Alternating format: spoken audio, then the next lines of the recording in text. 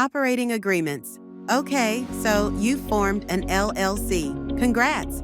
Now it's time to deal with the document that actually governs how your business runs, the operating agreement. Think of it as your startup's internal rulebook. It spells out who owns what, how decisions get made, how profits are split, and what happens if someone wants out or needs to be pushed out.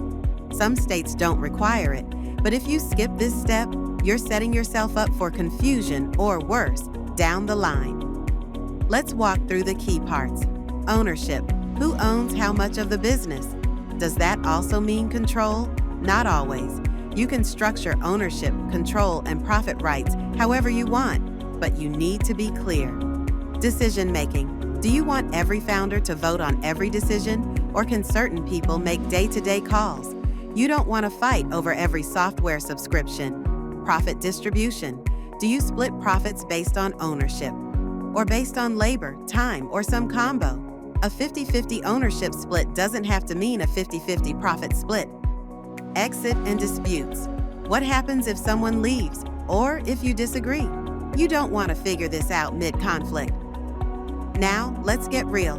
Templates can help you start, but your agreement should reflect your business. Two founders running a cafe with money from Aunt Jane need a different agreement than a group of freelancers sharing leads and revenue. Tailor it. Who's contributing what?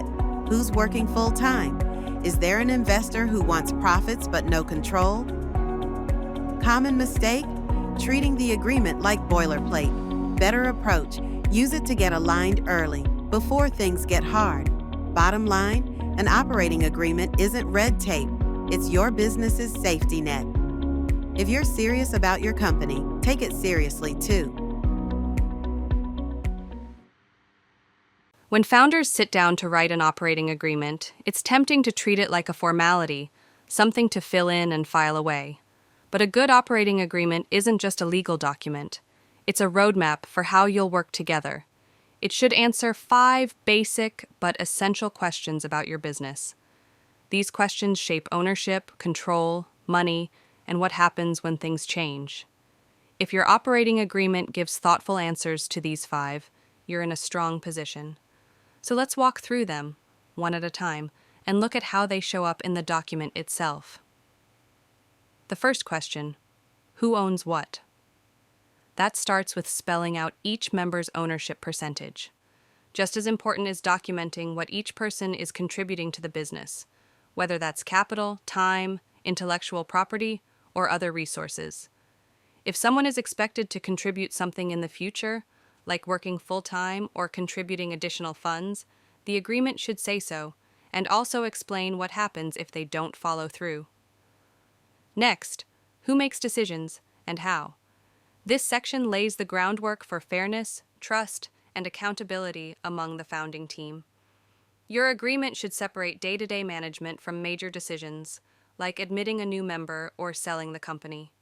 You'll want to define what types of votes are required for different decisions.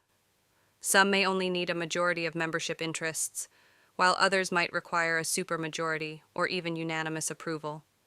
The goal here is to prevent confusion, conflict, and decision-making bottlenecks, so everyone knows their role and authority from day one. Next, your agreement should plan for the future. What happens if someone leaves the business, voluntarily or not? Your agreement should cover voluntary withdrawal, disability, death, and removal for misconduct. It should say what happens to that member's membership interest and whether the company or the other members have the right to buy it back. This is where buy-sell provisions come in. These might include a right of first refusal, so existing members get a chance to purchase the departing interest before it goes to an outsider. You also need a method for valuing that interest, whether through a set formula, a third-party appraisal, or some other method. These protections help the business survive transitions smoothly. Finally, let's talk about money, profits, and taxes. Your operating agreement should say how profits and losses are allocated. Usually it's based on ownership percentage, but that's not required. You can allocate them differently if that makes sense for your business. It should also address distributions. Will you reinvest profits or pay them out? Will members get minimum distributions to cover their tax liabilities, even if no profit is distributed. And finally, decide whether to stick with the default LLC tax classification or elect to be taxed as an S corporation. That choice can affect how members are compensated and how self-employment taxes are handled. So talk to a tax advisor early. Finally, think about growth. Your agreement should anticipate change. If you want to bring in new members, it should say what process to follow and what vote is needed. Be clear about whether new members will receive voting rights, management authority, or just economic interests. You might also consider vesting, especially if members are earning their interest over time. Without vesting, someone who leaves after a few months might walk away with a full ownership interest. And as roles evolve, you'll want flexibility. Maybe someone steps into a new leadership role or steps back. Your agreement should make space for those shifts without needing a full rewrite.